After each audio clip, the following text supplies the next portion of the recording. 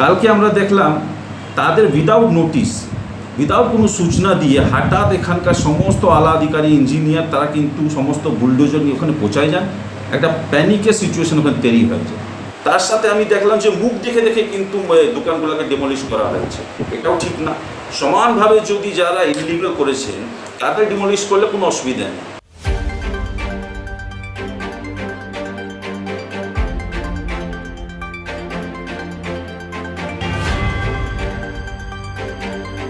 বারংবারই শিলিগুড়ি শহরের বুকে গজিয়ে ওঠার রাস্তার ধারে অবৈধ ব্যবসায়ীদের উচ্ছেদ করতে দেখা যাচ্ছে শিলিগুড়ি পৌর নিগমকে। এই বিষয়ে একাধিকবার অবৈধ ব্যবসায়ীদের সতর্কীকরণও করা হয়েছে। এরপরেই বৃহস্পতিবার শিলিগুড়ির SF রোডে অবৈধ ব্যবসায়ীদের উচ্ছেদ করতে গিয়ে ব্যবসায়ীদের বিক্ষোভের মুখে পড়েন শিলিগুড়ি পৌর নিগমের ইঞ্জিনিয়াররা। এ বিষয়ে ব্যবসায়ীদের অভিযোগ, তাদের বিনা নোটিশেই এভাবে দোকানপাট ভেঙে দেওয়া হচ্ছে। আগে থেকে জানা থাকলে তারা নিজে থেকে এই সমস্যার সমাধান করত। এই ঘটনার পরে শুক্রবার পুর নিগমের বিরোধী দলের নেতা অমিত জৈন বলেন, তিনি অবৈধ নির্মাণের সপক্ষে না হলেও তার ব্যক্তিগতভাবে SF রোডের কোনো যাতায়াতের সমস্যা নজরে আসেনি। তাই এই ঘটনার সম্পূর্ণ তাৎপর্যহীন এবং পাশাপাশি তিনি এও বলেন, অবৈধ নির্মাণ উচ্ছেদ করতে গিয়ে বিভিন্ন ক্ষেত্রে বেছে বেছে নির্মাণ ভাঙার মতো অভিযোগ রয়েছে বলে বিস্ফোরক মন্তব্য করেন তিনি। এছাড়াও SF রোডের তুলনায় হাকিমপাড়ার একাংশে অবৈধ ব্যবসায়ীদের উচ্ছেদের প্রসঙ্গ তুলে ধরে তিনি বলেন, SF রোডের তুলনায় যথেষ্ট বেশি অসুবিধার সম্মুখীন হতে হয় হাকিমপাড়ায় যাতায়াতের ক্ষেত্রে। তাই SF রোডের অবৈধ নির্মাণ ভাঙা হলে হাকিমপাড়ার বিষয়টিও নজর দেওয়া উচিত পুর নিগমের।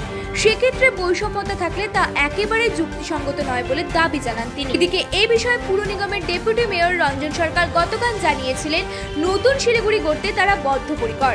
আগামী 2045 সাল টার্গেট নিয়েই চলছে শিলিগুড়ি পুর নিগম। তাকে সার্থক করতে এই ধরনের অভিযান। তবে পুর নিগমের এই পরিকল্পনাকে বাস্তবায়িত করতে সকলের সহযোগিতার আবেদন জানান তিনি। আজকে একটা বিশেষ কারণেই প্রেস বার্তা জন্য আজকে আমরা এখানে আসলাম।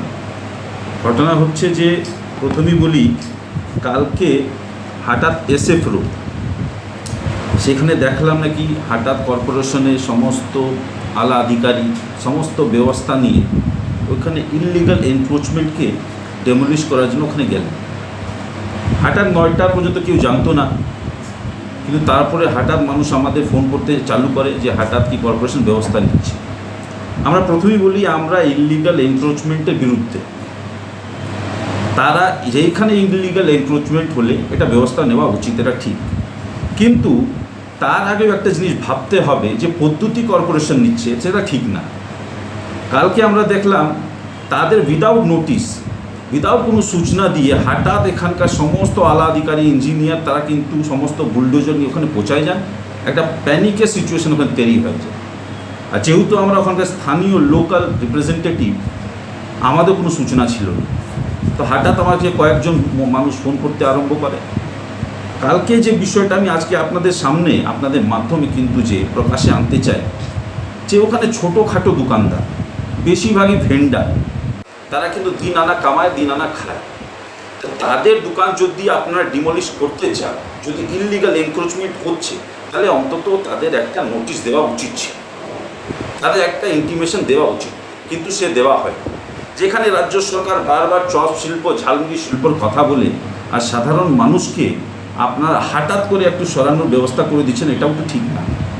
তারপর একটা কথা বলছি, ডিমোলিশনের সময় আমি দেখলাম ওখানে, আমি তারপরে বুঝতে পারলাম দোকানদাররা বলছিল নাকি তাদের একটা নোটিশ মাত্র কি দেওয়া হয়নি। তার সাথে আমি দেখলাম যে মুখ দেখে দেখে কিন্তু দোকানগুলোকে ডেমলিশ করা হয়েছে। এটাও ঠিক না। সমানভাবে যদি যারা ইলিগাল করেছেন তাদের ডিমলিশ করলে কোনো অসুবিধা নেই। আপনার একটা উদাহরণ দিব, ওখানে একটা মহারাজা রেস্টুরেন্ট আছে SF রোড, ওর আমি দেখলাম যে একটা টাইলস দিয়ে পাকা ছিল, তাকে খুঁড়ে দেওয়া হলো, কিন্তু তার পাশে 2টা মল, তাদের কিছু দেখাই হয়নি। তাদের আজ পর্যন্ত দেখলাম তাদের টাইলস সামান্যভাবে ওখানে ওইভাবেই বসিয়ে আছে। তারা কিছু আগে আপনি যাবেন, একটা অনেক পুরানো দোকান। আপনারা জানেন যে SF রোড একটা আমাদের শহরের খুব ইম্পর্টেন্ট রাস্তা। দেখুন, এই বিষয়টা ঠিক নয়। রোজ কেউ না কেউ বসবে আর তাকে সরাতে গেলে আপনারা বলবেন উচ্ছেদ, এটা সঠিক কথা নয়। শহরের যে মূল রাস্তাগুলো রয়েছে, সেই রাস্তাগুলো তো চলাচলের জন্য মানুষেরই রাস্তা, মানুষকে তো চলতে দিতে হবে। আর এটা পর্যটনের শহর, বাণিজ্যের শহর, লক্ষ লক্ষ মানুষ প্রতিদিন এখানে আসেন, তাদের চলাচল, তাদের আমাদের ভবিষ্যৎ প্রজন্মের কাছে একটা নতুন শিলিগুড়ি, এটা আমাদের দায়িত্বের মধ্যে পড়ে। সবার নজর রয়েছে শিলিগুড়ির দিকে। এটা আজকের দিনে শুধুমাত্র কোনো একটা মহকুমা বা কোনো একটা মেট্রোপলিটন হিসেবে নয়, এর গুরুত্ব মানে অপরিসীম এর গুরুত্ব। সেই গুরুত্বকে মাথায় রেখে ভবিষ্যৎ আগামী আপনারা দেখছেন যে 2045 টার্গেট নিয়ে যখন আমাদের ডেভেলপমেন্ট এগোচ্ছে, সেই সময় দাঁড়িয়ে মূল সড়কগুলোকে যদি একেবারে ব্লক করে দেওয়া হয়, তাহলে শহরের গতি যেমন কমবে, শহরের ডেভেলপমেন্টের গতিও কমে যাবে।